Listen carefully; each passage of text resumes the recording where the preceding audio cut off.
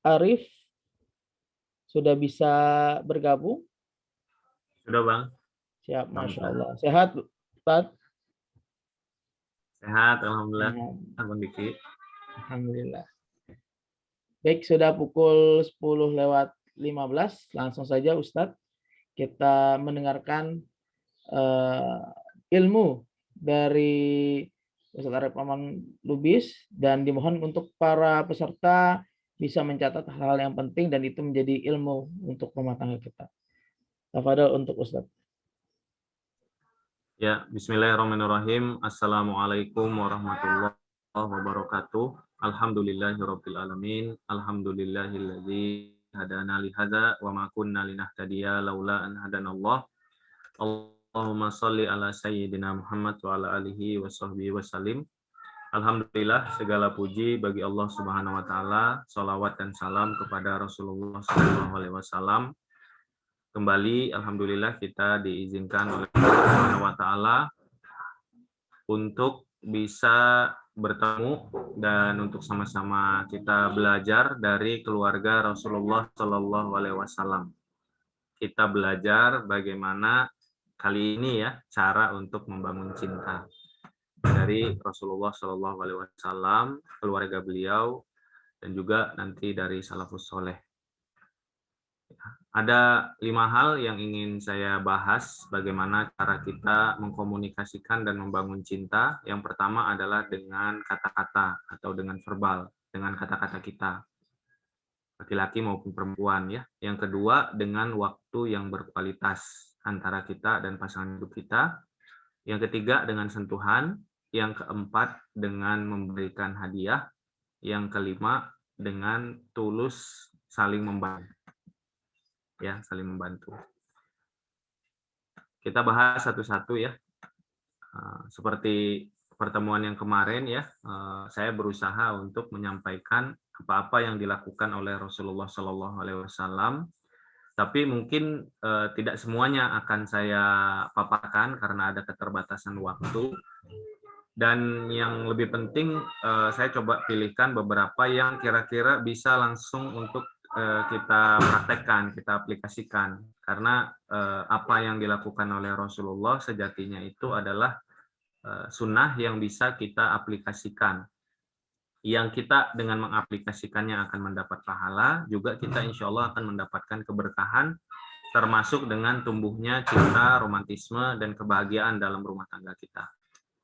Yang pertama adalah tentang kata-kata. Ya, yang bagian 1 dan 4 tidak akan saya bahas, langsung saya sampaikan saja ya bahwa tentu sebagai seorang muslim Rasulullah menyampaikan kalimatun thayyibatun shadaqah. Kata-kata yang baik itu adalah sedekah. Kita berusaha ya mau sebagai apapun sebenarnya ya, mau sebagai anak, mau sebagai pasangan hidup, suami atau istri, mau sebagai orang tua, berusaha untuk menjaga kata-kata kita agar selalu keluar kata-katanya yang baik. Nah, Rasulullah kalau terkait dengan kata-kata ini agak cukup ketat ya, cukup tegas gitu kepada istri beliau, salah satunya Ibunda Aisyah gitu, ketika kata-katanya memang tidak baik. Nah, terkait kata-kata ini juga Rasulullah menyampaikan bahwa yang menyebabkan manusia itu masuk neraka yang paling banyak adalah di antara 2 bibir dan di antara dua paha. Jadi kata-kata ini merupakan salah satu hal yang perlu untuk kita jaga. Termasuk paling utamanya terhadap pasangan kita. Kenapa? Karena kita paling banyak itu bisa jadi dalam sehari bersama dengan pasangan. Artinya ketika kita banyak berbicara, nah pastikan bahwa kata-katanya itu mayoritas atau hampir semuanya itu adalah kata-kata yang baik. Yang nomor 2, ini yang akan saya bahas ya, panggilan sayang. Nah, panggilan sayang ini itu ketika kita sebagai seorang manusia ya, pasti masing-masing kita itu punya nama ya. Tapi ternyata Rasulullah Shallallahu Alaihi Wasallam itu mengajarkan untuk memanggil pasangannya bukan hanya sekedar dengan namanya, tapi dengan panggilan sayangnya. Bahkan satu orang itu bisa jadi itu bukan hanya satu panggilan nama, Kita ambil contoh Rasulullah dengan Ibunda Aisyah. Rasulullah dengan Ibunda Aisyah itu, beliau itu punya beberapa panggilan untuk istri beliau. Yang pertama, ya, yang pertama adalah dengan memanggil nama, tapi pakai wahai ya, wahai Aisyah, hai Aisyah. Yang kedua, yang kita mulai masuk ini adalah dengan nama, tapi dibuat lebih unyu gitu, lebih lucu ya, Aish. Ya, Aisyah, tapi ahanya bagian akhirnya dihilangkan. Hanya dihilangkan sehingga tinggal Aish. Mungkin ada anak zaman sekarang namanya Aish ya. Teman anak saya ada namanya Aish ya, Ain Shin ya, Aish. Kemudian yang selanjutnya panggilan Ibunda Aisyah ini bagi para laki-laki ya, atau perempuan juga, Rasulullah itu memanggil istrinya sekaligus dengan memuji. Jadi panggilan ini bisa sekaligus untuk memuji. Beliau memanggil istrinya dengan Humairah, yang pipinya kemerah-merahan. Kita semua sudah tahu tentang hal ini. Tapi coba kita bayangkan bahwa ya, bagi bapak-bapak ya, bahwa perempuan itu paling senangnya apa coba? Kalau dari suaminya, paling senangnya kan dipuji kan? Benar ya, ibu-ibu ya, paling senang kan dipuji, ya kan?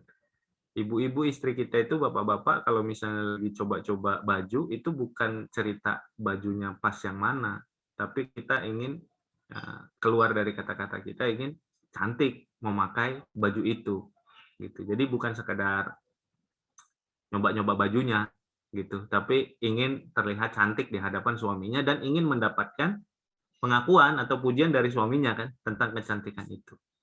Nah, Rasulullah itu memuji istri beliau setiap memanggilnya. Coba kita bayangkan. Ibunda Aisyah itu dipanggilnya dengan Humairah, yang pipinya kemerah-merahan.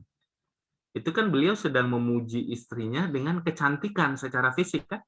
Kecantikan istrinya secara fisik. Coba, kalau saya melihat di Indonesia ya, kalau misalnya ada yang punya pipi kemerah-merahan, itu hampir dipastikan pakai make up kan ya kan? Pakai apa? Pakai yang warna-warna pink gitu kan di pipi ya. Tapi Ibunda Aisyah ini kan berarti memang cantik gitu.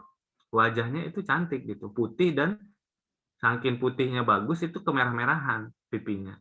Dan Rasulullah itu mengerti dengan hal itu sehingga beliau memilih panggilan istrinya dengan pujian. Pujian dalam bentuk fisik. Nah, jadi kalau yang pertama tadi, panggilan itu bisa dalam bentuk panggilan panggilan akrab lah gitu ya, Ais gitu ya. Jadi manggil nama tapi yang nama akrab Ais. Nah, bisa jadi yang selanjutnya adalah lewat pujian. Bisa jadi pujiannya pujian fisik kepada istri atau suami. Kemudian yang ketiga, bisa memanggil dengan panggilan yang berupa gelar atau sesuatu yang menyebabkan beliau itu suka. Contohnya adalah Ibunda Aisyah. Beliau salah satu dalam beberapa hadis itu dipanggil oleh Rasulullah itu dengan sebutan Ummu Abdillah. Padahal kita semua di sini tahu bahwa beliau itu tidak punya anak kan? Ibunda Aisyah itu tidak punya anak. Nah, justru orang atau seperti Ibunda Aisyah yang tidak punya anak itu bisa jadi secara psikologis, secara hati senang kalau misalnya dipanggil dengan Ummu Abdillah. Kenapa Abdillah? Karena ini adalah julukan beliau, karena beliau adalah bibi dari Abdullah bin Zubair. Ya, ini adalah keponakannya beliau, anak dari Asma binti Abu Bakar. Abdullah bin Zubair nanti menikah dengan Asma binti Abu Bakar, punya beberapa anak ya, dekat-dekat itu, keponakan beliau itu dekat-dekat ya, Abdullah bin Zubair, Urwah bin Zubair. Nanti kalau misalnya kita ada nanya Urwah bin Zubair tentang apa yang paling berkesan dari Rasulullah, sesungguhnya seluruh akhlaknya adalah Al-Quran, misalnya seperti itu. Jadi nanti banyak keponakan-keponakan beliau kita dapat riwayat-riwayat tentang keluarga Rasulullah itu dari pertanyaan Urwah bin Zubair. Karena Urwah bin Zubair ini adalah keponakan beliau yang jadi ulama besar. Adapun Abdullah bin Zubair nanti menjadi salah satu khalifah yang nanti kemudian ditaklukkan oleh dinasti atau kekhalifahan Umayyah. Nah, panggilan yang selanjutnya tadi adalah panggilan memanggil atau memuji dengan panggilan yang beliau senangi. Nah, seperti yang saya selalu sampaikan ya di pertemuan sebelumnya, kita bahasnya sedikit, tapi kalau bisa dipraktekkan. Nah, saya mau nanya kepada bapak-bapak dan ibu-ibu, sekarang panggilan sayangnya ke pasangan itu ada berapa? Coba boleh dituliskan nggak di chat? Berapanya dulu aja ya, jumlahnya itu ada berapa?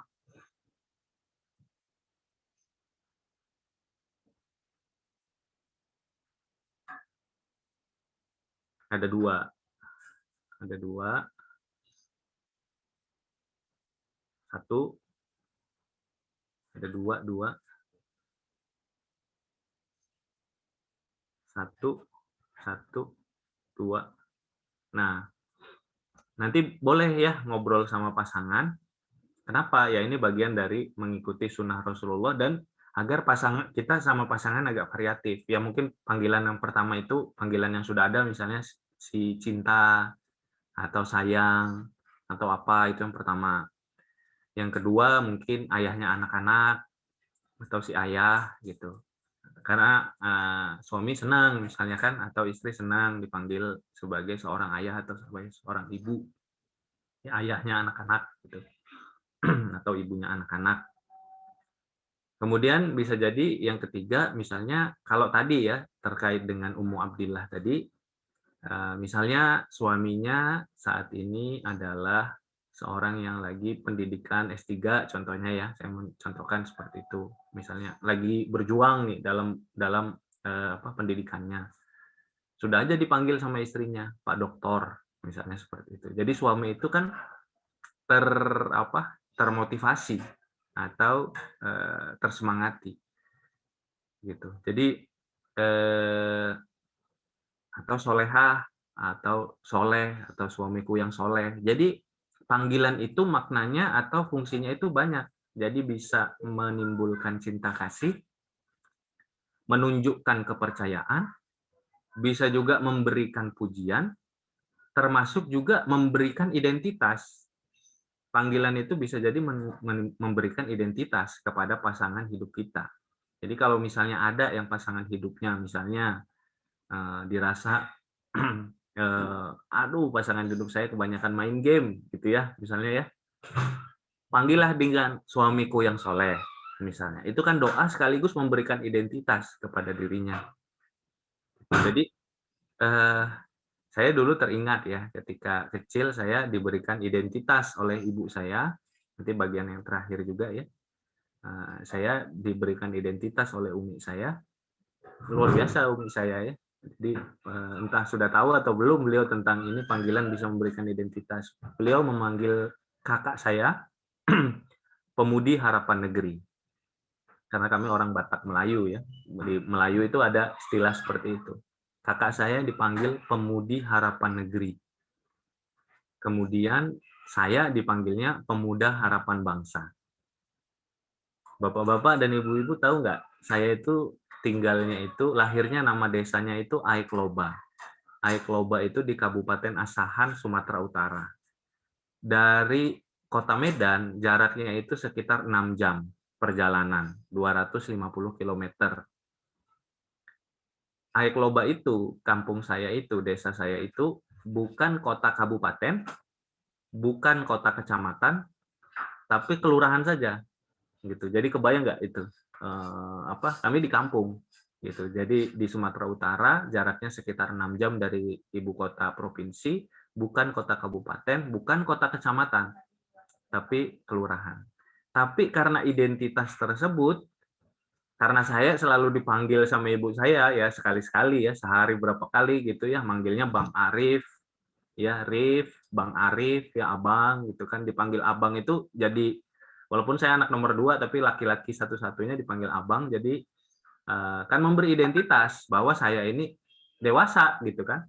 Terus yang selanjutnya adalah dipanggilnya Pemuda Harapan Bangsa. Sehingga saya walaupun tinggal di kampung, skup saya berpikir bahwa skup kontribusi saya itu bukan lagi skup kelurahan, bukan lagi sewilayah kecamatan, bukan lagi sewilayah kabupaten, bahkan bukan lagi sewilayah provinsi, karena selalu bicaranya adalah bangsa. Nah, ternyata panggilan itu powerful, ya. Panggilan itu powerful, baik untuk pasangan kita maupun untuk anak-anak kita. Dia kan seperti doa, ya kan, ketika kita memanggil. Makanya Rasulullah itu ketika ada sahabiah atau sahabat yang ketika masuk Islam namanya itu jelek, langsung diganti namanya. Kenapa? Karena nama itu kan dipanggil, gitu. Dan Rasulullah itu sering memberikan kunyah atau panggilan-panggilan yang unik-unik, yang bagus-bagus, yang menarik-menarik. Panggilan-panggilan sahabat itu kan bagus-bagus, julukan-julukannya itu bagus-bagus, sesuai dengan kebaikan yang ada pada dirinya. As-Siddiq, yang terpercaya, yang percaya, yang beriman, yang membenarkan. Al-Faruq, ya, Umar Al-Faruq.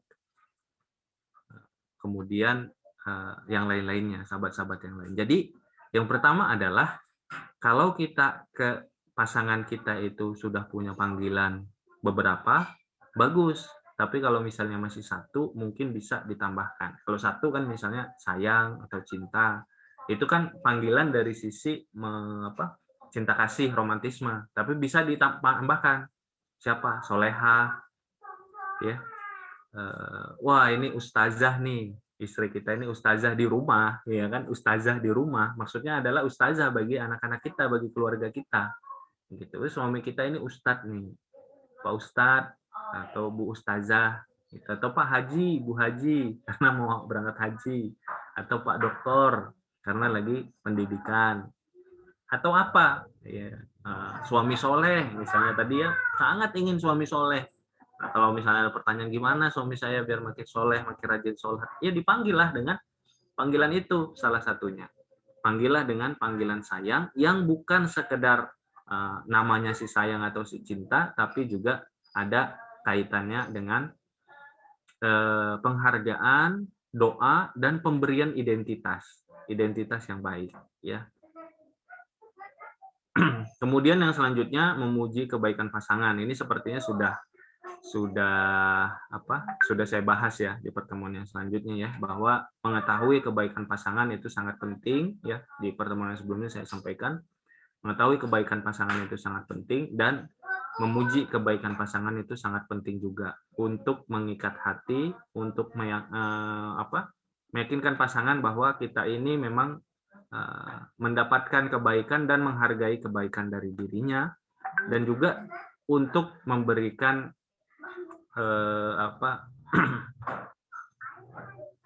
pemberian identitas juga kepada pasangan kita bahwa memang dia adalah orang yang baik, orang tua yang baik, ayah yang baik, ibu yang baik. Selanjutnya kita bahas sedikit-sedikit ya. Yang selanjutnya adalah waktu berkualitas. Saya nggak bahas banyak-banyak ya, dipilih-pilih saja ya. Yang pertama adalah makan bersama. Makan bersama. Ini bagi Bapak dan Ibu yang bisa kameranya ada yang bisa dibuka, tidak sedang ada kesulitan, boleh dibantu mungkin sebagian saja ya, sebagian dibuka kameranya, karena kalau misalnya saya terbiasa offline ya, kalau tidak terbuka itu jadi seperti menceramahi laptop gitu, seperti tausiah di depan laptop. Nah, yang selanjutnya adalah waktu berkualitas. Rasul itu waktu berkualitasnya itu sangat banyak dengan istri beliau. Ya, waktunya itu berkualitas. Waktunya bersama dengan istri itu berkualitas. Ya, ketika bersama dengan pasangan, fokus untuk pasangan. Ya, momen makan itu bahkan dalam sebuah riwayat Rasul itu nggak pernah makannya sendiri. Rasul kalau makan di rumah berarti bersama dengan istri, kalau misalnya di luar berarti bareng sama sahabat gitu. Jangan sampai kita di rumah karena misalnya ada TV ya, makannya yang satu sama HP, yang satu sama TV ya, makannya bersama tapi bersama HP dan bersama TV. Padahal momen makan itu adalah momen yang spesial. Ya, Rasulullah itu kalau makan itu bahkan bukan hanya bersama. Kalau dalam riwayat Ibunda Aisyah itu Rasul itu makan daging itu dari satu daging yang sama. Makannya satu wadah gitu. Satu daging. Jadi dagingnya besar, makannya Ibunda Aisyah makan dagingnya, kemudian setelah itu makan dari daging yang sama bekas gigitan Ibunda Aisyah. Jadi makan itu sehari itu bisa berapa kali kita makan, dan kalau misalnya bersama dengan pasangan itu pasti luar biasa. Apalagi kalau kita misalnya rajin puasa. Nah, pasti momennya itu lebih spesial lagi karena momennya momen sahur. Ya pasti bersama ya, aneh kalau misalnya sendiri-sendiri. Kalau misalnya makan siang ya mungkin lagi di kantor ya. Kemudian momennya momen buka bersama.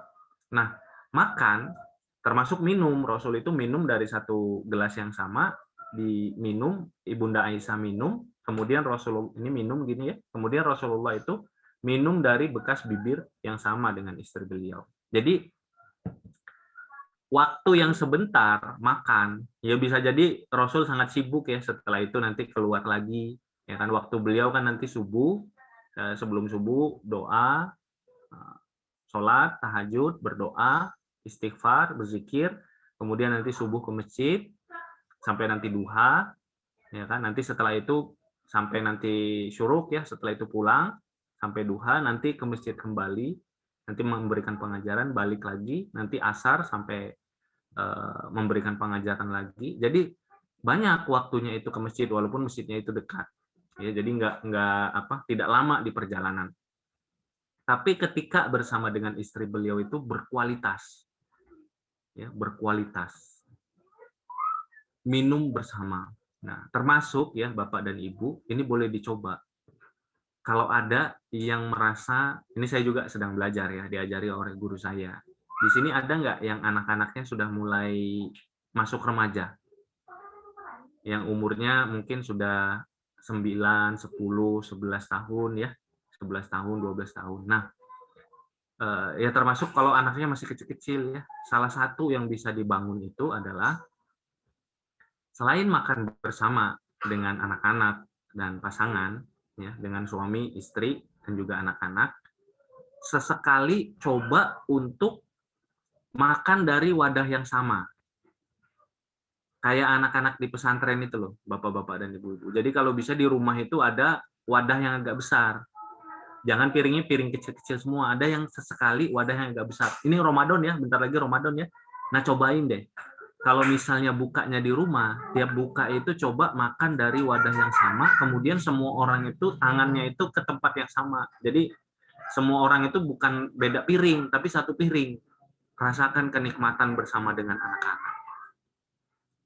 Bahkan salah satunya ya yang saya dapatkan dari guru saya, kalau kita ingin agar pasangan kita, termasuk anak-anak kita itu hatinya itu dekat, luluh, terikat dengan kita, salah satunya adalah cobain untuk menyuapi. Ya, disuapi. Mungkin nggak terus-terusan ya, misalnya lagi buka puasa masa kita nyuapin habis sampai habis, mungkin nggak seperti itu, tapi makanan-makanan yang pertama itu disuapi. Ya, guru saya ada di Sentul ya, guru saya itu punya kebiasaan, ini bagus sekali kebiasaannya. Jadi beliau itu sepertinya hampir setiap pagi ya atau siang itu mengupaskan buah-buahan Bapak dan Ibu. Yang murah-murah aja, kadang-kadang semangka, kadang-kadang melon ya, kadang-kadang misalnya buah apel yang bisa disuapi pakai tangan atau pakai garpu. Anaknya 6, jadi banyak. Jadi anaknya ngelingker gitu kan, maju, dideketin, disuapin satu-satu pakai buah. Termasuk istrinya. Nah, kalau nggak bisa seperti itu, ya mungkin tapi bisa jadi dicoba ya. Kalau anak-anak kita mungkin sudah makin gede, terasa ya. Salah satunya kan kita diajarkan untuk sentuhannya banyak ya, dipeluk ya, dicium, didoakan, dielus, termasuk juga mungkin disuapi. Dan tadi, kalau bisa di keluarga kita ada makan bersama yang bukan sekedar piringnya bersama, ya di situ nggak boleh ada HP ya, makan bersama itu nggak boleh ada HP. HP ini memang luar biasa. Kalau bisa HP di anak-anak itu dibatasi saja. Satu hari misalnya 1 jam HP. Banyak ini kita lihat ya termasuk saya juga masih belajar ya. Kadang-kadang kalau misalnya kita lagi makan keluar gitu kan, makan ke tempat makan, makanan Sunda, restoran Sunda, tempatnya bagus, saung-saung, itu kan sebenarnya momen untuk keluarga ya, momen untuk berdekatan kan. Tapi anak-anak buka HP, ya kan? Anak-anaknya satu ada main game dan lain sebagainya. Jadi nggak dapet momennya gitu. Kebayang kalau di luar saja di tempat yang indah, di pinggir kolam ya banyak ikan-ikan itu pada buka HP, gimana lagi kalau di rumah. Jadi disepakati di keluarga kalau makan nggak boleh ada HP sama sekali, karena momen itu adalah momen kebersamaan, momen berkualitas. Jadi di hidup kita dengan pasangan bukan sekedar waktu bersamanya seberapa banyak, tapi waktu berkualitasnya seberapa banyak. Ya, jangan sama-sama nanti sama-sama di mobil tapi sama-sama HP.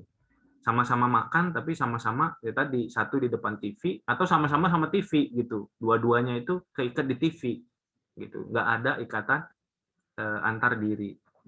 Jadi boleh dicoba nih. Suapi, kemudian makannya makan bersama. Menyuapi istri itu ada dalam salah satu sunnah Rasulullah. Karena Rasulullah itu pernah menyampaikan bahwa semua nafkah yang kita berikan kepada pasangan hidup kita itu adalah kepada istri kita, itu adalah bernilai sedekah. Bahkan setiap nasi yang kita suapkan ke mulut istri itu adalah sedekah. Jadi sampai disuapin, gitu kan ceritanya Rasulullah Shallallahu Alaihi Wasallam. Jadi makan bersama ini perlu nih. Nah kalau saran saya, balik lagi ya, kita bahas yang kecil-kecil, kita ikutin sunnah Rasulullah dan kita rasakan ada kebaikan dalam kehidupan kita. Setelah ini, apalagi ini mau Ramadan ya, kalau bisa ketika buka puasa di rumah ada nggak wadah yang besar tuh? Ada ya, kayak sepertinya ya, seperti nampan atau piring yang agak besar. Nah, momen untuk berbuka, momennya itu adalah momen makan bersama. Ya, jangan ada HP di sana. Kalau bisa nanti sesekali disuapin, didoain, ya, dipuji pasangan, dipuji anak-anak. Alhamdulillah sudah bisa berbuka dan lain-lain. Ya, daripada kita jauh-jauh kemana gitu kan, jauh-jauh ke puncak, jauh-jauh kemana restoran, tapi buka HP juga, iya kan, sama aja gitu, hatinya itu tidak terikat. Di mobilnya buka HP juga. Makan bersama, belajar bersama pekan lalu sudah dibahas, ibadah bersama sudah dibahas ya, naik kendaraan bersama, olahraga bersama. Nah, di sini ada nggak yang punya kebiasaan olahraga bersama dengan suami dan olahraganya apa? Boleh dituliskan? Olahraganya apa? Rasul itu olahraga bersama dengan istri beliau. Yang paling masyhur itu kan hadis dengan Ibunda Aisyah. Ya, Ibunda Aisyah itu kan ini juga cerita bahwa istri itu menggemuk ya. Ibunda Aisyah itu cerita, dulu aku lomba lari bersama Rasulullah, singkatnya gitu ya. Kemudian yang menang itu aku. Kemudian beberapa waktu yang kemudian, setelah sekian lama bertahun-tahun, Rasulullah mengajak kembali aku lomba lari dan yang menang adalah Rasulullah. Nah, Ibunda Aisyah menjelaskan sebab beliau kalah. Saat itu tubuhku sudah mulai berdaging, kata beliau. Jadi ini wajar kalau misalnya ibu-ibu ya para ummahat kalau misalnya nanti sudah menikah maka badannya tidak akan selangsing dulu ya karena nanti sudah punya anak dan lain sebagainya. Apalagi kalau sudah punya anak ya seperti istri saya. Anaknya ada 3, kita ngajarin ke anak makanan harus dihabiskan ya kan. Nanti nggak boleh dimasukin ke tempat sampah, berarti harus dimakan. Kalau anaknya udah nggak sanggup makan, berarti ya ayah dan ibunya sebagai tempat menghabiskannya, gitu kan. Makan bersama. Jogging, bersepeda. Sudah ya, alhamdulillah ya. Hari Ahad jalan lari pagi berdua, mampir danau sabarang berdua. Lari pagi, badminton, jogging atau jalan santai. Ya sudah ya, alhamdulillah ya. Jadi momen olahraga adalah momen untuk bisa berdua ngobrol. Itu waktu-waktu berkualitas kan, waktu berkualitas kita dengan pasangan kita ya waktu ketika sebelum tidur, waktu ketika makan tadi, waktu ketika lagi berkendaraan, waktu ketika sedang olahraga. Kalau bisa olahraganya yang bisa ngobrol juga ya, jadi jangan misalnya main basket Main basket Kang misalnya, atau berenang ya. Kalau berenang ya nggak apa-apa, pas berenangnya nggak mungkin ngobrol, tapi setelah atau sebelumnya ada ngobrol, ya kan. Atau ya tadi kalau misalnya kayak jogging atau jalan kaki itu kan bisa ya, atau sepeda ya sambil ringan-ringan itu bisa. Jadi ada yang olahraga memang kita khususkan untuk memperkuat fisik kita, tapi juga sekalian juga untuk bisa meningkatkan kualitas keterikatan hati kita dengan pasangan kita. Makin sering kita komunikasi, makin berkualitas kita berkomunikasinya, makin mudah insya Allah ketika ada masalah-masalah itu makin mudah kita akan menyelesaikan masalah itu, makin mudah kita untuk bisa berbaik sangka kepada pasangan kita. Termasuk melihat hiburan bersama. Nah, ada nggak yang di sini kalau misalnya bareng sama pasangan, kalau misalnya berdua, ya kalau bareng sama anak-anak kan mungkin sering ya, misalnya kemana gitu kan. Kalau berdua itu hiburannya itu kemana nih, Bapak dan Ibu ini? Ke kafe kah? Ke gunung kah? Atau ngapain hiburannya? Kalau hiburan berdua itu ngapain? Ternyata Rasulullah bersama istri beliau itu ada hiburan berdua. Contoh yang hiburan berdua Rasulullah adalah jalan-jalan malam santai berdua. Ya dalam sebuah riwayat itu bersama dengan Hafsah naik unta jalan malam berdua. Ya. Ceritanya agak panjang ini. Ceritanya lagi ngobrol berdua lah dengan Hafsah. Intinya seperti itu. Hadisnya agak panjang. Nanti di situ cerita bahwa Ibunda Aisyah yang di belakang nggak diajak sama Rasulullah karena berduanya sama Hafsah itu cemburu. Intinya gitu. Tapi Rasul ngajak Hafsah untuk berdua. Jadi menikmati indahnya malam. Seperti itu. Nah, itu bisa. Gitu. Jadi jangan kita karena merasa makin soleh, makin baik, makin taat, kemudian kita menjadi keras dan tidak mengambil hal-hal yang mubah yang sesekali perlu kita lakukan dengan pasangan agar membuat hati kita itu terus tercharge semangat gitu kan. Hati ini kan kadang-kadang dia bosan ya kalau dipaksa terus dengan kedisiplinan, sesekali dia butuh untuk di-refresh. Gitu. Bisa ya sesekali misalnya naik motor berdua malam-malam anak-anak udah tidur gitu kan, jangan lupa pakai jaket, atau naik mobil keluar aja ngapain gitu kan, beli roti bakar gitu kan, roti bakarnya jauh banget ya, beli roti bakar tinggal di Depok beli roti bakarnya ke Puncak gitu. Atau beli jagung bakar nggak apa-apa, namanya malam itu adalah berdua gitu, yang penting besok aktivitasnya pagi nggak bekerja atau lainnya, itu momennya kan, momen jalan-jalan berdua. Atau Rasulullah itu pernah mengajak Ibunda Aisyah itu nonton tari anak Habasyah, tari perang, ya tarian perang anak Habasyah di selasar Masjid Nabawi. Jadi Rasulullah ngasih tahu ke istri beliau, ke Ibunda Aisyah, "Wahai Aisyah, mau nggak ngelihat itu ada anak-anak Habasyah lagi tari-tarian perang." Yang dalam hadis riwayat Imam Tirmizi panjang kan, Ibunda Aisyah nanti nempelin pipinya dari belakang dagunya, ini dagunya beliau ditempelin ke pipinya Rasulullah. Ngelihatnya sambil gitu kan, dagunya di sininya Rasulullah ditempel. Ya dilihat tari-tarian perangnya anak-anak Habasyah, menonton tarian perang. Jadi hiburan selama itu halal, tidak ada bermaksiat, itu sesekali boleh dilakukan oleh suami dan istri untuk tadi menyebabkan ikatan itu menjadi kuat, hati kita itu tidak cepat capek atau tidak cepat futur atau tidak cepat bosan dan kaku. Gitu, hiburan itu boleh. Nah, saya mau tahu nih kalau hiburannya itu apa yang dilakukan. Sore-sore ke danau, bagus ya. Ya boleh tadi ya sore-sore ke danau atau naik mobil aja, kalau ada mobil, anak-anak tidur naik mobil aja keliling kota. Kalau kotanya bagus ya. Kalau saya alhamdulillah bagus kotanya ya di Bandung. Jadi malam-malam tinggal jalan aja ke arah Gedung Sate gitu kan misalnya. Wisata kuliner atau ke taman. Ya. Jadi ada waktu untuk berdua. Ini penting untuk terus. Nanti kadang-kadang ya makin kalau misalnya masih pengantin baru belum ada anak sih, rasanya sih sangat enak ya. Hampir setiap waktu itu enak nih kulineran, jalan-jalan, jalan sore, jalan ini. Ketika anak sudah mulai ada yang kecil-kecil, tetap butuh ya, terutama suami itu pikirkan karena istri kita itu butuh juga waktu berkualitasnya bersama dengan kita. Bisa jadi istri jadi pusing gitu kan, ngurusin anak setiap hari ya. Apalagi kalau anaknya rapet. Anak pertama 6 tahun, anak kedua 4 tahun, anak ketiga 2 tahun, anak keempat 2 bulan.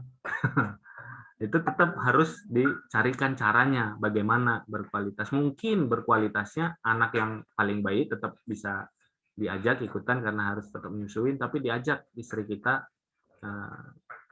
hiburan, jalan-jalan, atau hiburan di rumah juga ya, nonton film, film yang bagus, nonton film kartun bagus. Kadang-kadang bisa juga bersama dengan anak-anak gitu, nonton film. Daripada anak-anak kita main HP terus, lebih baik misalnya waktu weekend itu ada 2 jam nonton film, film animasi gitu. Nonton film apa yang positif, yang kira-kira tetap bagus nilai-nilainya, nonton bareng sama kita gitu. Daripada anak-anak kita lepas gitu. Atau kita jalan-jalan kemana. Oke, ini waktu untuk berkualitas bersama. Yang selanjutnya adalah sentuhan. Nah, seberapa sering kita bersentuhan dengan pasangan kita? Kalau Rasulullah itu sering sekali, ya. Jadi ada momen-momen ya mungkin kita boleh saling memanjakan diri dengan pasangan kita, lagi santai ya, minta disisirin sama pasangan. Kemudian kalau Rasul itu sering mencium pipi pasangan, kemudian tidur dalam satu selimut, bahkan sampai dalam beberapa riwayat ya dari Ibunda Aisyah, dari Ibunda Ummu Salamah, Rasulullah itu mandi dalam satu selimut bersama dengan pasangannya. Tidur satu selimut, kemudian di tempat lain beliau mandi dalam satu wadah, mandi bersama. Gitu. Jadi ini juga perlu dicek ya. Tentu saya nggak akan bertanya ya, tapi seberapa kualitas sentuhan dengan pasangan. Karena kadang-kadang kan kalau misalnya sekedar kata-kata, sekedar dengan panggilan sayang, sekedar dengan waktu berkualitas, ngobrol-ngobrol, jalan-jalan, tapi sentuhannya itu tidak ada, tentu pasti akan berbeda. Seberapa kita memeluk pasangan kita, mencium pipi pasangan kita, mencium kening pasangan kita, gitu kan, mendoakan pasangan kita, membelai pasangan kita, gitu, memperbaiki baju pasangan kita, menyisir pasangan kita, gitu, mandi bersama dalam 1 bulan atau dalam berapa waktu, gitu, dan lain sebagainya. Jadi momen sentuhan ini adalah momen yang sangat penting dan banyak diceritakan dalam hadis-hadis riwayat dari Ibunda Aisyah tentang bagaimana beliau itu selalu bersentuhan. Bahkan hadis yang cerita tentang Rasulullah itu sholat tahajud itu beliau memulai, Ibunda Aisyah itu memulai dengan menjelaskan tentang bahwa di malam hari ya setelah lewat tengah malam kulitku bersentuhan dengan kulitnya Rasulullah. Kemudian Rasulullah itu meminta izin kepadaku untuk beliau bertemu dengan Tuhannya, maksudnya untuk sholat tahajud. Jadi Rasul itu tidurnya ya nempel sama Ibunda Aisyah gitu. Nah, kita mungkin ya kalau sudah biasa pakai guling ya minimal, tapi tetap satu ini, kemudian satu tempat tidur gitu ya, dan bersentuhan gitu dengan pasangan kita. Yang terkait dengan sentuhan tidak terlalu dalam ya kita bahas, intinya adalah masing-masing kita mengevaluasi apakah kita butuh untuk ditingkatkan. Dan yang terkait ini mah sentuhan mah nggak usah banyak diskusi ya dengan pasangan ya, aktif saja gitu. Misalnya minta tolong, yang perempuan itu para istri minta tolong disisirin. Nah nanti sambil berdoa mudah-mudahan suami juga sesekali minta tolong disisirin. Ada minyak wangi suami, kalau suami mau berangkat atau itu, ambilkan minyak wanginya, kemudian pakaikan minyak wangi ke suami. Jadi tidak usah bertanya bagaimana kalau suami saya, bagaimana kalau istri saya tidak tidak senang untuk bersentuhan, ya kitanya saja yang aktif gitu. Nggak usah pakai diskusi kalau yang ini ya, kitanya saja yang aktif gitu.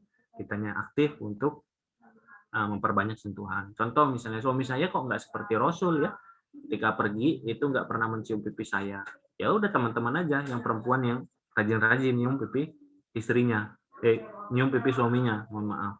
Jadi sama juga kalau istri saya nggak mau tuh nyium pipi saya, ya teman aja yang rajin mencium pipinya. Itu tentu dengan suasana yang menyenangkan, bukan dan suasananya pas ya, suasananya pas.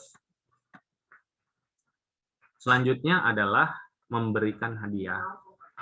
Nah, ini sepertinya juga bagus ya kalau misalnya kita mengikuti kepada Rasulullah, bahwa Rasulullah itu memberikan hadiah kepada istri beliau, kepada istri-istri beliau ya. Beliau pernah mendapatkan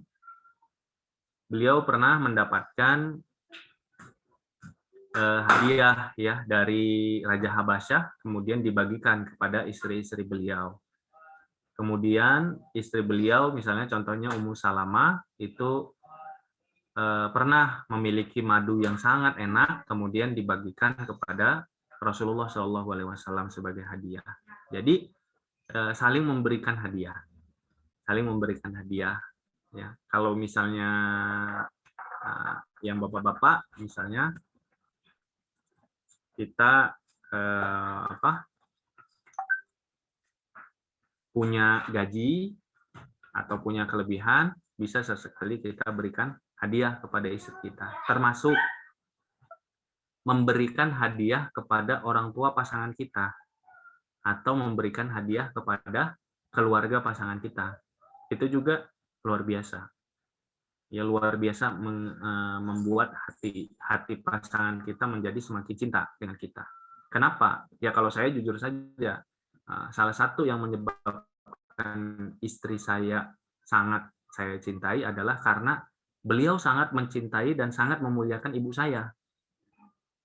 Karena kalau bagi saya, kalau manusia yang masih hidup, yang nomor satu ibu saya, gitu.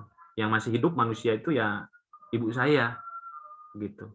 Yang mencintai ibu saya akan saya cintai. Yang memuliakan ibu saya akan saya muliakan.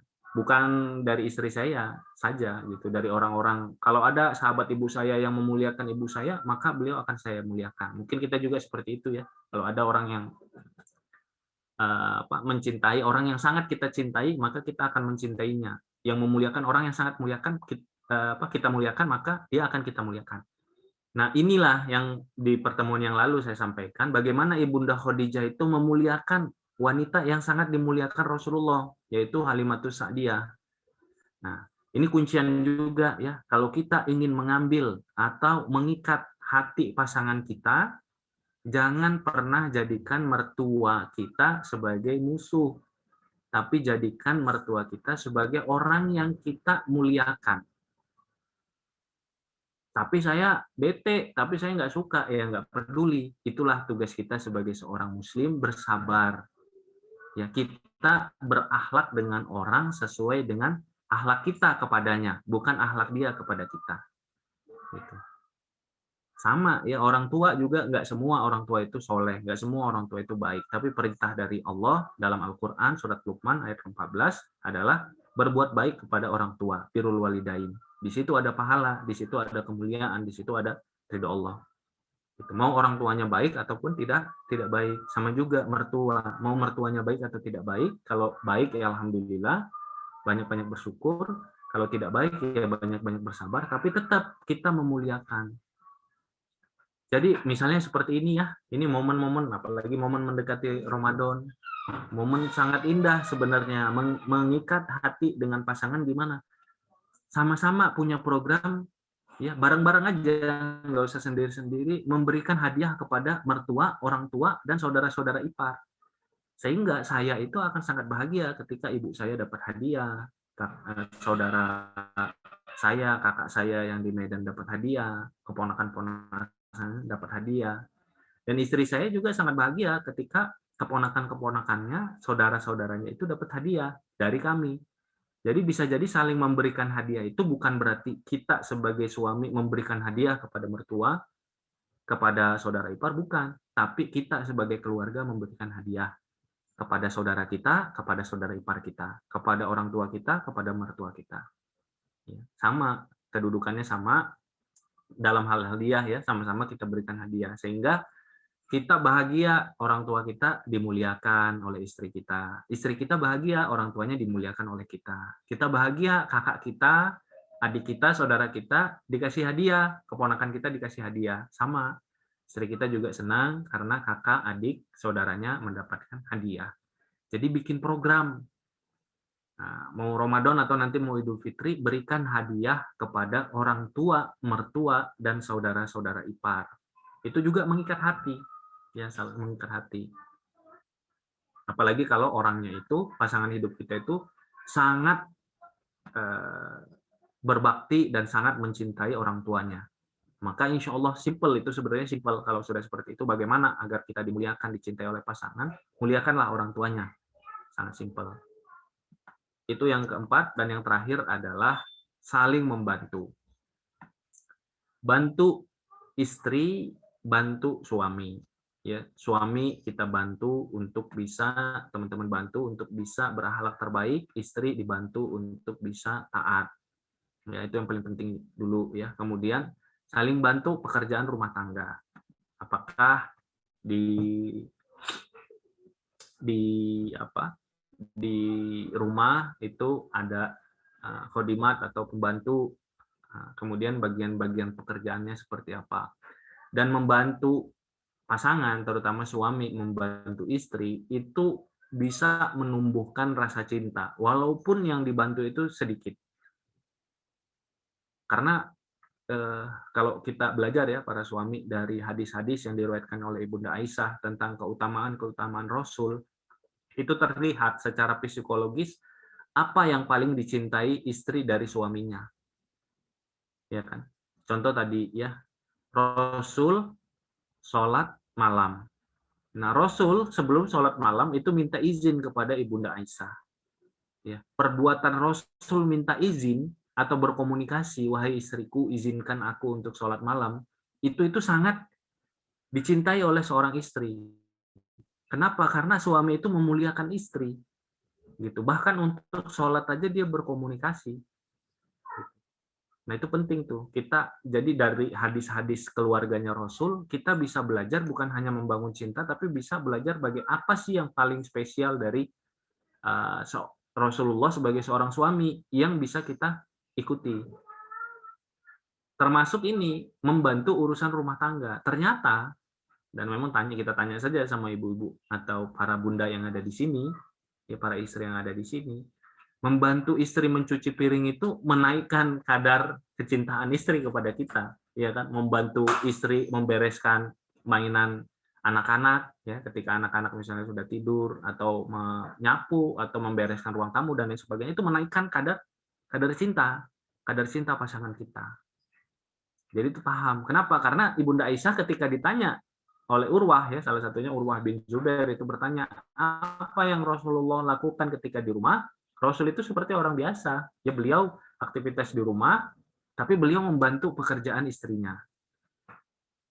Membantu pekerjaan rumah tangga istrinya. Dan beliau melayani dirinya sendiri, disampaikan oleh Ibunda Aisyah. Nah, itu kan berarti kita bisa garis bawahi bahwa membantu pekerjaan rumah tangga itu adalah bagian yang jadi nilai plus dari seorang suami. Ya kan, romantisnya suami di benak istri salah satunya adalah membantu urusan rumah tangga. Termasuk kalau misalnya ya momen-momennya ya, termasuk kalau misalnya nanti mau sekarang lagi momen-momen mau Ramadan, membantu istri untuk urusan-urusan misalnya belanja, jangan biarkan istri sendiri tuh. Kalau bisa ya, kalau misalnya punya kemampuan. Kan istri sekarang misalnya lagi nyiapin ini ya, stok-stok di rumah ya kan, untuk masak-masak selama bulan Ramadan kan gitu ya. Nah, itu ditemani istrinya. Termasuk nanti kalau misalnya tahun ajaran baru, istri sedang menyiapkan untuk peralatan-peralatan anak, mengantar anak dan lain sebagainya, biasanya kan bagi ibu-ibu, apalagi yang anaknya itu baru masuk sekolah, itu kan pasti kalau bahasa Sundanya mah gemper ya, keder banget gitu, lagi deg-degan banget kan gitu ya. Nah, kehadiran suami saat itu sangat sangat spesial. Gitu. Jadi kita perlu tahu bahwa bantuan kita kepada pasangan kita dalam urusan-urusan rumah tangganya, dalam persiapan misalnya sekarang lagi mau Ramadan, urusan-urusan persiapan terkait dengan makanan untuk menu-menu sahur berbuka, dan termasuk juga nanti urusan kalau misalnya anak terkait dengan sekolah dan lain-lain, itu adalah satu bentuk cinta yang sangat spesial dan sangat berkesan di diri istri. Nah, kalau suami bagaimana? Suami bisa jadi ya, tapi nggak semuanya. Bisa jadi ada hal-hal yang di luar sana, yang amanah suami di luar sana, itu bisa jadi dibantu, wahai para istri. Ya kalau suami, tapi perlu ditanya kalau suami ini, karena suami kadang-kadang kalau ada masalah dia senangnya kan sendiri. Nah, kalau misalnya dia kira-kira ada masalah, bisa ditanya, mau diobrolin nggak, Bang? Atau sayang mau diobrolin nggak masalahnya? Mungkin aku ada masukan. Nah, ini yang terjadi dulu ketika Ummu Salamah memberikan nasihat atau masukan kepada Rasulullah di perjanjian Hudaybiyah. Saat itu sahabat-sahabat Rasul karena saking sedihnya sudah nggak mendengar lagi apa yang disampaikan oleh Rasulullah. Kemudian Ummu Salamah menyampaikan bahwa tidak perlu untuk diobrolin lagi. Langsung saja, wahai suamiku, wahai Rasulullah, engkau keluar, kemudian memotong hewan kurban, kemudian mencukur rambut. Nanti sahabat-sahabatmu itu akan mengikuti. Kalau engkau hanya menyeru mereka dengan kata-kata, karena mereka sedih, itu mereka tidak akan mendengar lagi kata-katamu. Karena saking sedihnya. Ya mungkin ada di antara kita ya, kalau pernah sedih, dipanggil waktu kecil ya, dipanggil orang tua juga udah nggak kedengeran. Bukan karena nggak mau ngedengar, karena emang lagi sedih banget, kan gitu ya. Atau kalau kita lagi sedih, misalnya ditinggalkan, meninggal orang yang tercinta, orang manggil atau orang ngomong bisa jadi nggak kedengeran, gitu. Kita bengong, kita melamun. Jadi bisa membantu urusan juga di luar. Dan yang terakhir, yang paling penting juga adalah saling bantulah untuk urusan mendidik anak. Ya, bahwa suami itu adalah penanggung jawab pendidikan anak yang utama. Dan istri adalah pendidik anak yang utama. Jadi saling bantulah. Dua-duanya itu punya peran yang besar. Ayah, dia sebagai penanggung jawab. Nanti di akhirat, dia yang akan ditanya. Ya a'udzubillahi minasyaitonirrajim. Ya ayyuhalladzina amanu qu anfusakum wa ahlikum nar. Wahai orang-orang yang beriman, jaga diri dan keluargamu dari api neraka. Ibu adalah madrasah yang utama, yang pertama dan utama. Jadi saling untuk membantu. Disadari bahwa saling untuk membantu. Jangan saling lempar tanggung jawab, gitu. Saling membantu. Saling kerjasama, saling berbagi, ya bagian-bagiannya apa, ya. Nah, ayah itu perannya apa? Pendidikan anak, pendidikan apanya, agamanya, akhlaknya. Ibu misalnya terkait dengan pendidikan terkait menemani PJJ-nya kalau sekarang ya, tapi harus orang tua ayah juga tetap harus ya. Ba'da subuh kah seperti kita sampaikan ya, ba'da subuh ayah, ba'da maghrib ayah, ya sampai nanti isya. Terkait dengan akhlak yang mengecek ayah, terkait dengan ibadah yang mengecek adalah ayah. Ibu misalnya ngeceknya di PJJ. Bapak-bapak jangan gara-gara kita kerja di luar semuanya ibu. Padahal ibu itu nggak disuruh bertanggung jawab nanti di hari akhir. Gitu. Yang ditanyain adalah kita, yang spesifik di Al-Quran adalah kita untuk menjaga diri, mendidik diri dan keluarga dari dijauhkan dari api neraka. Kemudian terkait dengan anak, punyalah visi untuk kesolehan dan kemanfaatan. Ya. Ini perlu ditekankan, bukan profesinya apa. Jadi kita sebagai orang tua itu, kalau bagi saya ya, saya yang berpendapat dari guru-guru kami yang berpendapat bahwa kita tidak bisa memaksa anak kita profesinya harus apa. Tapi kita punya visi tentang kesolehan dan kemanfaatannya. Anak kita adalah anak yang selalu sholat tepat waktu berjamaah. Itu harus kita punya visi itu. Anak kita adalah anak yang bacaan Qur'annya bagus, yang menghafalkan Quran, mudah-mudahan 30 juz, yang mengerti isi kandungan Quran, itu harus, yang mencintai Allah, mencintai Rasul, itu harus, yang bermanfaat, yang aktif berbuat kebaikan, berdakwah, itu harus. Tapi kalau profesi sepertinya mungkin kurang pas kalau kita memaksakan. Tapi kita dan pasangan kita, ya suami dan istri itu perlu ngobrol tentang seperti apa karakter anak, ya kesolehan anak yang ingin dibentuk dan kebermanfaatannya. Ya, jangan biarkan anak ya udah ngalir begitu saja. Itu hanya obrolan orang tua yang nggak punya tanggung jawab dan nggak punya program untuk anaknya. Itu ngalir begitu saja tapi nggak dijaga juga lingkungannya. Sehingga kalau misalnya kita sudah punya visi tentang kesolehan dan kebermanfaatan anak, kita akan membantu anak-anak untuk yang pertama memilihkan lingkungan yang baik, memilihkan sekolah yang baik, mendidik yang baik, membuatkan program yang baik, ya, membuat dia cinta dengan agamanya, dengan Tuhannya, dengan Rasulullah Shallallahu Alaihi Wasallam, dengan ajarannya, kemudian membuat beliau cinta dengan beribadah dan membuat dia punya empati sosial, senang ingin berbagi dan lain sebagainya. Jadi kita punya visi, suami dan istri itu perlu ada obrolan tentang visi kesolehan dan kemanfaatan anak serta saling bantu. Dan yang terpenting juga punya kebiasaan yang dijadikan teladan oleh anak. Kalau kita ingin anak kita senang belajar Quran, maka kitanya sebagai orang tua ya tidak mau harus menunjukkan kitanya senantiasa belajar Quran. Kalau kita ingin anak-anak kita rajin puasa, ya kitanya dulu menunjukkan suami dan istri itu rajin puasa. Kalau kita ingin anak kita itu sholat tepat pada waktu, ya kita yang menunjukkan ayah, ibu sholat tepat pada waktunya. Kalau kita ingin anak-anak kita itu setelah sholat nggak langsung ngacir, doa dulu, zikir dulu, ya kita dulu yang menunjukkan. Ya, dari kita punya visi kesolehan dan kemanfaatan, tapi sebelum kita mendidik dan menuntut anak-anak, kitanya dulu nunjukin bahwa kita sebagai orang itu berusaha untuk soleh dan berusaha untuk bermanfaat. Mungkin demikian yang bisa saya sampaikan terkait dengan 5 hal ini, 5 cara atau 5 hal yang bisa kita pelajari dari kehidupan keluarga Rasulullah terkait dengan membangun cinta dalam rumah tangga. Demikian, terima kasih. Wassalamualaikum warahmatullahi wabarakatuh. Oke, alhamdulillah kita jazakallah kepada Ustaz Arif yang telah memberikan kita ilmu terkait dengan bagaimana membangun cinta di dalam keluarga. Baik, bagi ayah bunda yang ingin bertanya, boleh silakan di kolom komentar atau mau raise hand juga boleh secara langsung. Nanti kita akan bertanya secara langsung. Dipersilakan untuk ayah bunda. Ini ada pertanyaan Ustadz di awal. Apa mungkin sudah ya? Saya kurang ini tadi ya, terlewat. Bagaimana pendapat Ustadz terkait dengan nama panggilan Haji, Pak Haji, dan Bu Haji? Bagus ya.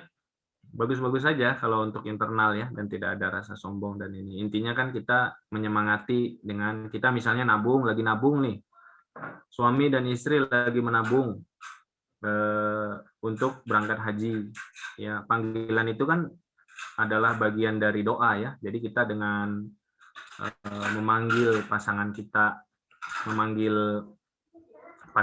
dengan Pak Haji dan Bu Haji itu bagian dari doa. Ya kita niatkan tentu saja itu adalah bagian dari doa untuk doa agar kita semangat nabungnya, mengingat bahwa kita ini berusaha sama-sama berjuang untuk bisa berangkat haji. Itu boleh-boleh saja. Oke, baik. Ya, bagaimana ayah bunda, teman-teman semua yang rahmat Allah? Silakan kalau misalnya mau bertanya, ada 2 cara. Yang pertama tulis di kolom komentar. Yang kedua raise hand untuk bisa bertanya langsung kepada Ustadz Arif Muhammad Lubis.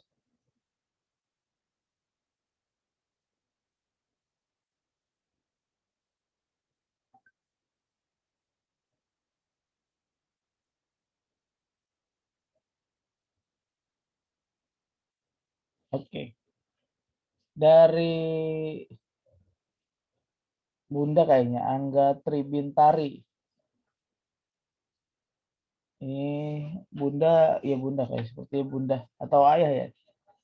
Ya, pertanyaan begini Ustadz. Jika untuk mengajarkan ke anak difokuskan ke pendidikan formal gimana ya? karena keterbatasan orang tua dalam mengajarkan. Maksudnya orang tuanya yang membantu mendidik formal gitu ya.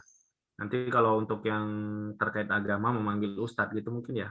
Boleh itu enggak yang Iya, ibu yang bertanya atau untuk Bunda Angga Terbintari, silakan ditulis.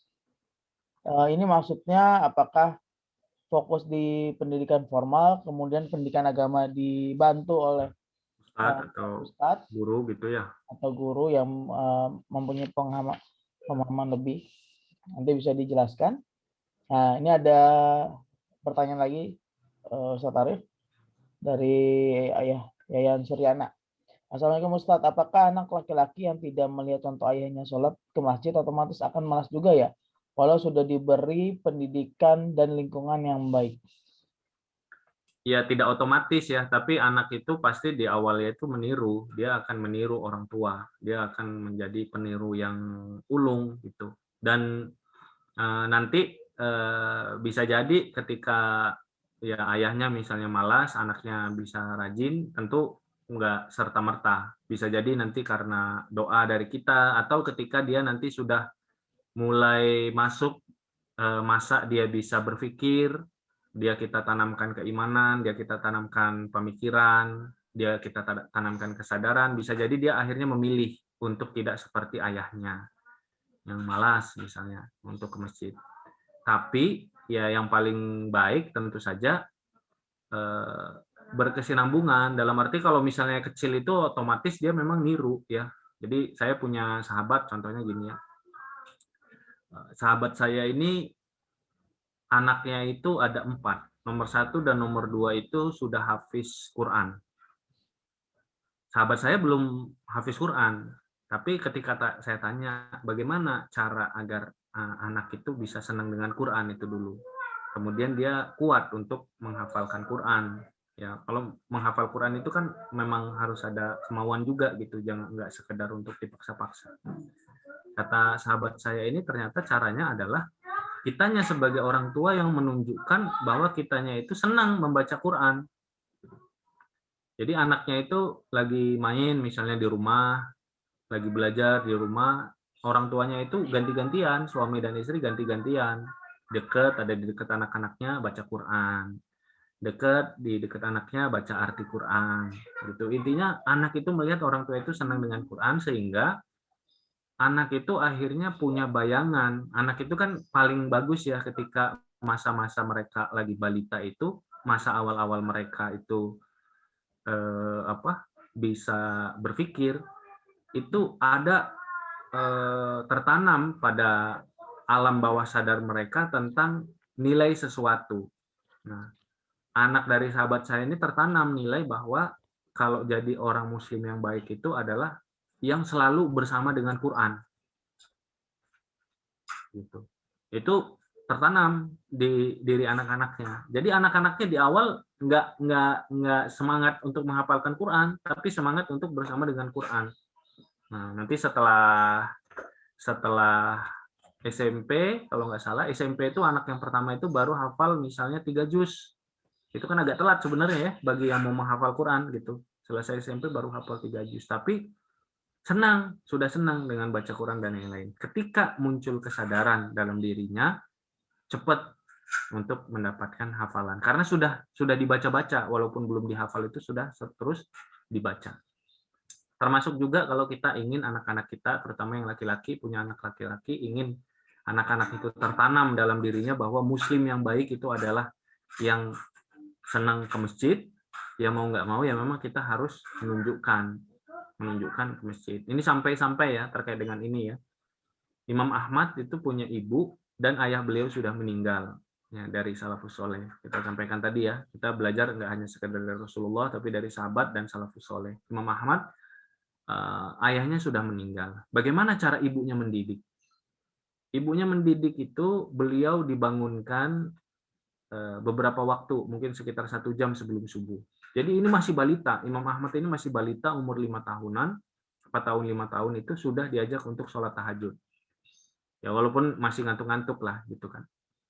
Kemudian ketika subuh itu beliau diajak ke masjid sama ibunya. Nah, ini untuk mengajarkan kepada anak laki-laki untuk ke masjid. Itu beda kalau anak perempuan, mungkin nggak seperti itu pengajarannya. Nah, nanti setelah itu baru kemudian pulang, dan setelah itu nanti dianterin lagi sama ibunya untuk belajar kepada ulama. Jadi kalau kita mau anak kita punya kebiasaan tertentu, ya memang ada kebutuhan, kewajiban kita dari orang tua untuk memberikan keteladanan. Walaupun ya banyak contoh juga nggak harus seperti itu. Bisa jadi ibunya solehah sekali, ibunya kuat mendoakan, ibunya kuat mengajarkan, ya bapaknya nggak ke masjid, ibunya yang ngajakin ke masjid atau mengajarkan untuk ke masjid, itu juga bisa jadi. Tapi tentu nggak ideal ya seperti itu. Baik. Selanjutnya Ustadz, yang tadi Ustadz, yang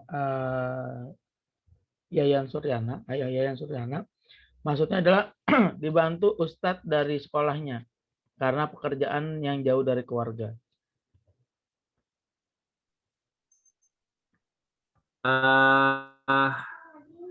Kita bagi ya. Yang pertama mungkin ada ilmu-ilmu yang sifatnya itu ilmu-ilmu agama yang sifatnya itu tidak merupakan kewajiban atau terus-menerus ya. Contoh misalnya ya, kalau terkait dengan wudhu, kalau terkait dengan sholat, walaupun dia sudah luar biasa ilmu dari ustadznya diajarkan, walaupun anak kita sudah ngerti, tetap saja sebaiknya ada pengajaran dari orang tuanya. Kenapa? Karena ini adalah bentuk tanggung jawab dari orang tua, dan bayangkan kalau misalnya ibu dan ayah mengajarkan juga, selain mendatangkan ustadz atau mendatangkan ustazah ngajarin anak-anak belajar ngaji, tapi ke ibunya juga dia setoran belajar Quran, anak kita nanti kan setiap hari 5 kali kita harapkan dia sholat. Dan kalau dia sholat dapat ilmu sholatnya itu dari ustadz atau ustazah, dapat ilmu ngajinya dari ustadz dan ustazah, dapat ilmu wudhunya dari ustadz dan ustazah. Nah, yang jadi orang tua itu kan kita, tapi yang dapat pahalanya itu hanya ustadz dan ustazahnya saja. Gitu. Sayang kan? Gitu. Kita udah capek-capek punya anak, udah capek-capek ngajarkan dan segala macam. Ya walaupun tentu ada juga nih nanti pahalanya dari kita, karena kan kita yang bayarin ustadznya. Tapi alangkah baiknya kalau ilmu-ilmu yang sifatnya tadi wajib-wajib tadi, ya kitanya harus tahu. Ya nggak bisa dibilang saya sibuk, saya nggak paham. Ya nggak bisa. Seorang muslim ya harus paham ilmu wudhu, karena dia harus berwudhu, ya kan? Nah kalau dia belum paham, ya dia belajar sekarang. Justru inilah masa ketika sudah jadi orang tua, itu makanya nanti kalau sudah menikah biasanya kita ada kesadaran lagi untuk beragama. Kalau punya anak ada kesadaran lagi beragama. Justru dengan ini jadikan diri kita itu semangat beragama. Nah, sampai nanti kita bilang nggak paham, khawatirnya sudah umur 60 baru sadar bahwa wudhunya salah. Misalnya seperti itu. Oh, saya mah wudhunya ngejaganya 3 kalinya saya jaga. Ya, sunnah 3 kalinya saya jaga. Tapi sampai sikunya kadang-kadang lupa. Padahal wudhu itu harus sampai ke siku. Kalau enggak nanti enggak sah. Dan kalau wudhunya enggak sah, sholatnya itu bagaimana? Misalnya seperti itu. Jadi untuk hal-hal yang sifatnya wajib, ya kitanya harus belajar. Kalau kitanya belum ngerti, ya kitanya harus belajar dan kita mengajarkan kepada anak kita walaupun anak kita itu sudah tahu. Minimal kita ngecek, ya. Coba Kak sekarang, kan udah diajarin sama guru. Coba sekarang wudhu yang benar gimana? Nah, nanti setelah anak kita wudhu, baru habis itu kita evaluasi. Yang sudah bagus tadi ya, wudhu itu ada rukun-rukun wudhunya, apa? Tidak boleh ditinggal. Ya, rukun wudhu itu ada yang sunah-sunahnya, ada yang wajib-wajibnya. Seperti itu. Jadi kita ajarkan. Sholat juga kita ajarkan. Kalaupun misalnya nggak ini kita ngecek. Nah, kalau kita mau ngecek, tentu kita harus tahu kan. Gitu. Jangan sampai semua itu dapat pahalanya Ustadz dan Ustazah. Mungkin demikian Bang Andi ya Bang Diki. Baik Ustadz, ada lagi nih Ustadz. Assalamualaikum Ustadz, jika dalam kondisi LDM baiknya bagaimana pendidikan untuk anak, sedang anak tidak melihat contoh langsung dari figur ayah, baik bagi anak perempuan maupun bagi anak laki-laki. Jazakallah khair. Ya tentu kalau misalnya dibilang ideal ya tentu tidak ideal ya LDM. sebenarnya bisa dimaksimalkan. Contoh seperti ini, misal ya, terkait dengan orang tua ke masjid, LDM. Di sana, di tempat kerjanya jauh, misalnya di mana nih tinggalnya, misalnya di Jakarta atau tinggalnya misalnya di Surabaya. Ayah itu kerja misalnya lagi ada ikatan dinas, misalnya setengah tahun di Makassar. Waktu maghrib misalnya saat berangkat atau pulang, sehari sekali, sesekali ketika lagi di masjid atau pulang dari masjid, ayah itu video call ke anak-anak, nanya, "Abang gimana, udah sholat belum? Sholatnya di mana? Ayah ini baru pulang nih dari masjid."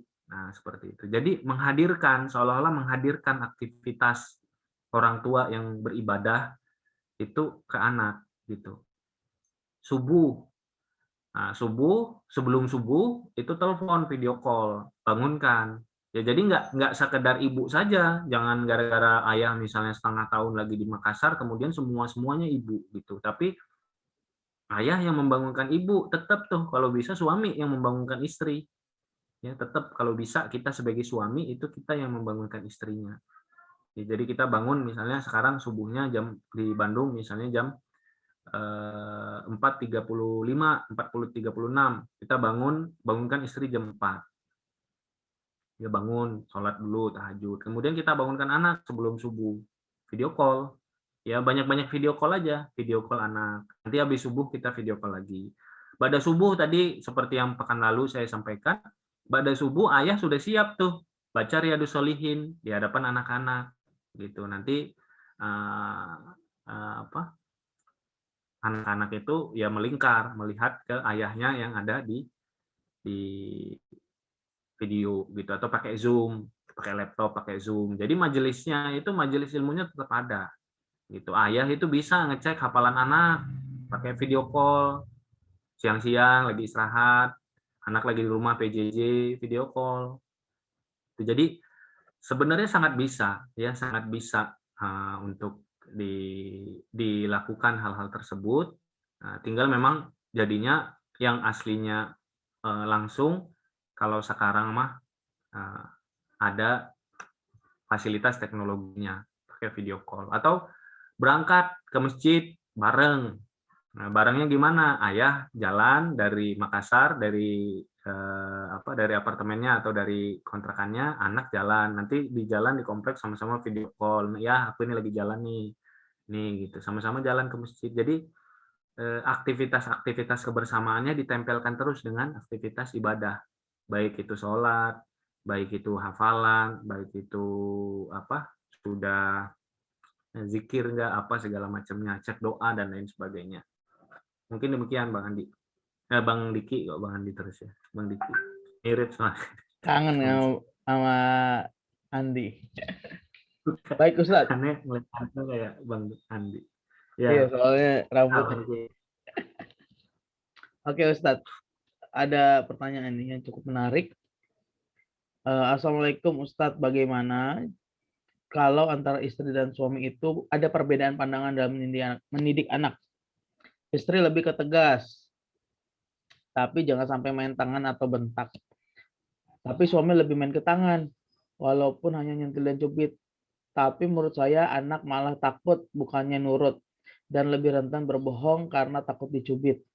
Pas saya ajak ngobrol dia cerita dulu dia juga didikannya keras. Alhamdulillah suami saya tidak pernah membentak atau kasar terhadap saya. Tapi kalau ke anaknya sendiri karena laki-laki dia jadi sedikit keras.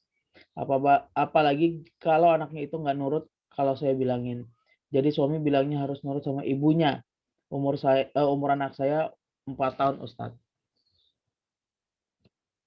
Oh, umur anaknya baru 4 tahun ya? Iya. 4 tahun mah memang belum bisa gimana-gimana sekali ya.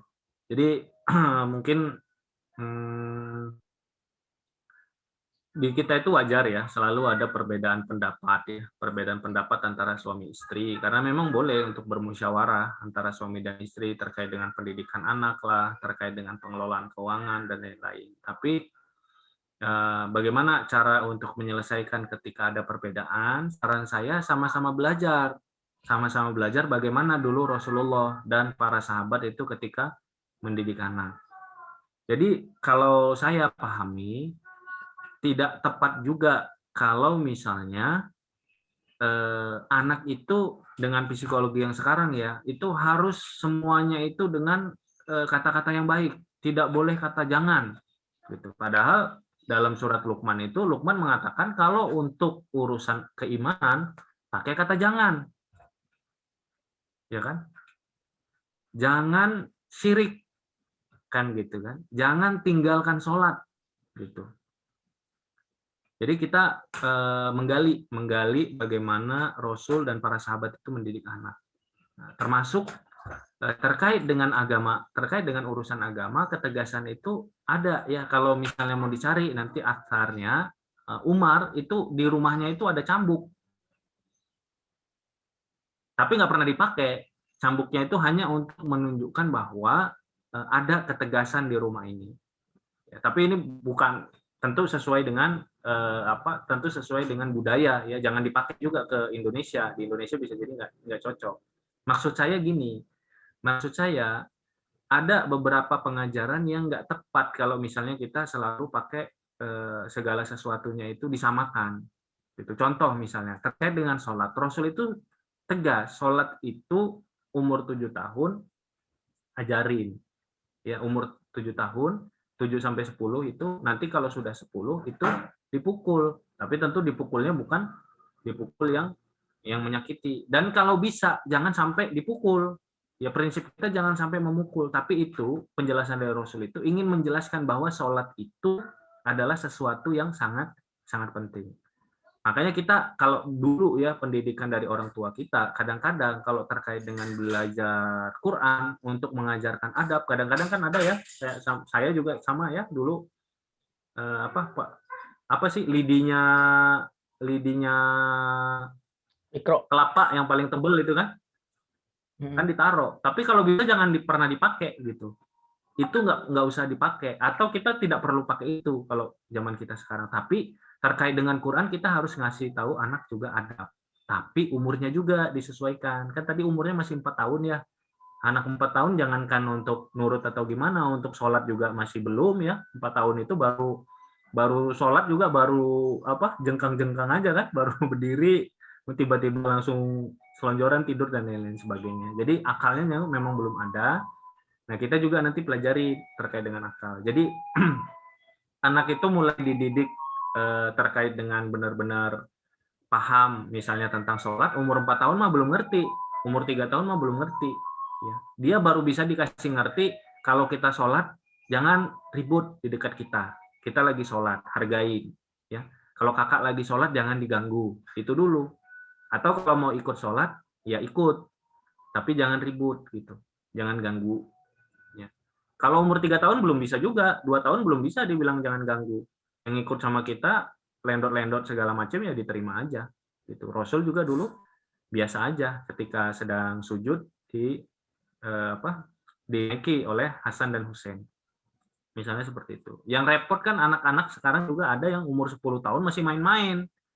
Gitu. Jadi nggak ada ketegasan terkait dengan sholat.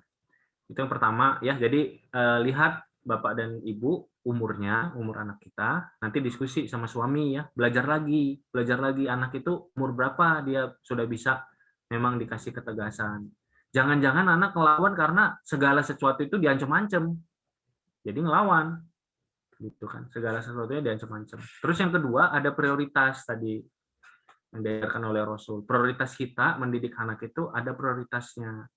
Ya, yang benar-benar dihargain tadi misalnya sholat ya terkait dengan orang tua. Jangan segala sesuatunya itu harus disiplin ketat gitu loh. Nanti pakai sepatu nggak ini dimarahin. Marahnya sama dengan ketika dia meninggalkan sholat. Jadi anak-anak kan nggak tahu prioritas dalam hidupnya, apa yang paling penting dalam hidupnya. Jadi kita mendidik anak juga ada prioritasnya. Apalagi kalau anak masih kecil itu biar dia ngerti apa yang prioritas nggak boleh dia tinggalin. Gitu. Kemudian terkait dengan fisik, ya jangan pakai fisik tadi. Ngajarin itu, kalaupun tadi misalnya orang tua kita pakai lidi, ya atau Umar tadi misalnya itu tidak untuk digunakan. Tapi itu hanya untuk menunjukkan bahwa ada prioritas dan ini tidak boleh digunakan. Ya, saya dulu diajarin juga sama orang tua saya. Kalau sudah balik tidak mau sholat, dulu diajarin sama orang tua saya ketika saya sudah mau balik, diajarin kalau balik tidak mau sholat diusir. Itu kan menyampaikan itu bukan untuk ngusir saya, jangan sampai diusir kan gitu kan. Prinsipnya adalah sholat itu yang utama. Ya hubungan kita ayah dan ibu dan anak ini nggak ada gunanya kalau misalnya tidak beriman kepada Allah, misalnya seperti itu. Itu kan ketegasan itu, tegas itu bukan untuk melakukan hukuman gitu. Jadi jangan untuk memukul anak ya, karena nanti akan tercederai hatinya, akan tercederai jiwanya, dan tadi ya akan melakukan berbagai tindakan-tindakan berbohong dan lain-lain untuk menjauhkan dia dari hukuman tersebut. Mungkin demikian, Bang.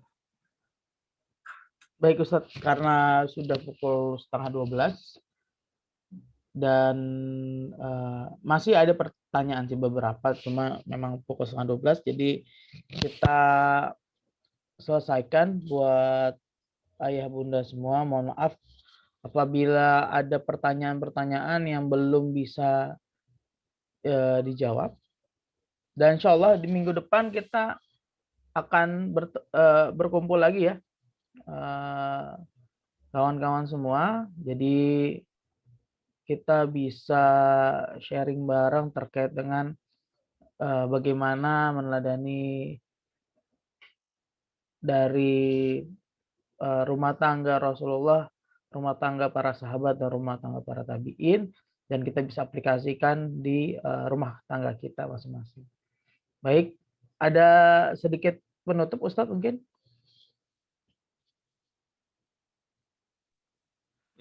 Tadi ada sedikit ya, Bang Diki nanya gimana cara kita membantu anak terkait dengan gadget. Itu aja deh sebagai penutupnya. Siap, Karena boleh, menurut boleh. saya itu masalah yang relevan bagi semua orang tua ya. Yang pertama, kita sadari bahwa anak kita butuh hiburan. Dan hiburan sekarang itu banyak sebenarnya. Maka tugas kita sebagai orang tua adalah menghadirkan hiburan selain gadget ke rumah. Ya, banyak buku, banyakin mainan. Ya, kalau bisa anak-anak dibelikan sepeda. Ya, kalau bisa misalnya Sabtu pagi, ya Minggu pagi, gimana biar anak-anak nggak mikirin gadget. Pagi-paginya ajakin aja olahraga 2 jam, habis itu capek tuh. Sarapan, habis itu mandi, habis itu udah habis tuh tenaganya. Habis itu tidur. Ya kan? Kemudian akhirnya tidur atau kegiatan yang lain. Kemudian bikin ini Bang Diki dan sahabat-sahabat semua, bikin aturan. Kalau dibilang selama sekali nggak pakai gadget, ya sepertinya kalau sekarang kurang tepat juga ya, karena anak-anak kita belajar pakai gadget dan lain sebagainya. Ya, mungkin hiburan juga ada yang hiburan yang boleh-boleh saja ya, kayak Nusa dan Rara, ya kemudian pelajaran-pelajaran misalnya tentang nabi-nabi, ya piramida dan lain sebagainya. Tapi kita mengarahkan, ya misalnya minggu ini atau hari ini YouTube gunakan untuk nyari masjid-masjid yang keren di dunia, contohnya gitu Bang. Kita kasih nama-nama masjidnya, dia cari gitu. Anak-anak itu dibikin ada kegiatannya. Dan dikasih waktu 1 hari maksimal 1 jam dengan gadget. Jadi dia nggak kayak orang yang penasaran dan akhirnya hilang kendali ketika orang tua nggak ada, tiba-tiba dia nyuri-nyuri dikasih waktunya setelah selesai seluruh kegiatan sekolah jam 1 sampai jam 2, 1 jam untuk main gadget, dan tayangan yang boleh apa-apa saja sesuai dengan umurnya. Itu kalau bisa kita kreatif, itu dikasih program minggu ini adalah nyari tentang apa, sesekali ya kita kasih pancingan tentang Firaun, tuh nyari tuh Firaun, tentang piramida, nyari piramida. Anak-anak sekarang kan pinter ya, anak-anak sekarang itu pinter.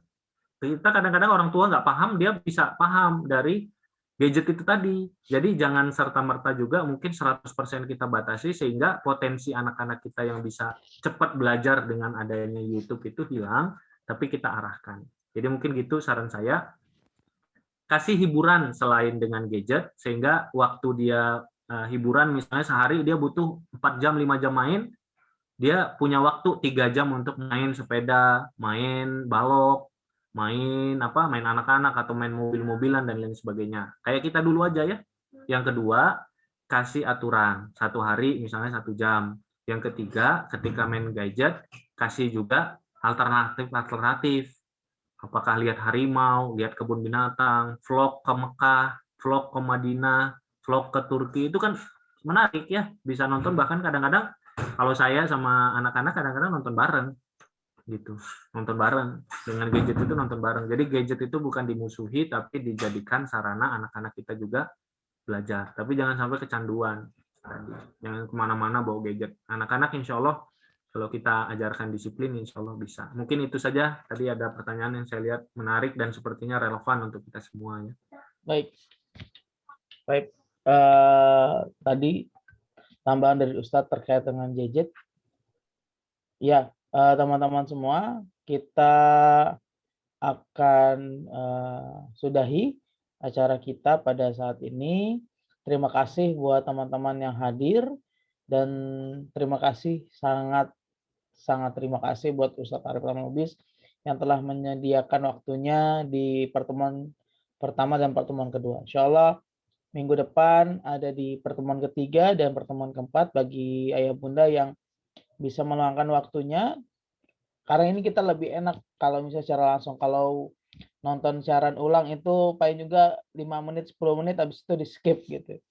Karena kan kita langsung, kita bisa mendapatkan ilmu secara full. Baik, jazakallah buat Ustadz dan jazakumullah buat teman-teman semua.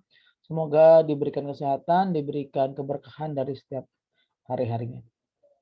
Kita tutup dengan baca hamdalah, alhamdulillahirrahmanirrahim, istighfar, astagfirullahaladzim, dan doa kepada majelis. Subhanakallahumma bihamdika, asyhadu an la ilaha illa anta, astaghfiruka wa atubu ilaik. Ya, assalamualaikum warahmatullahi wabarakatuh. Terima kasih teman-teman semua. Ustadz dan yang lain. Saya off-kan.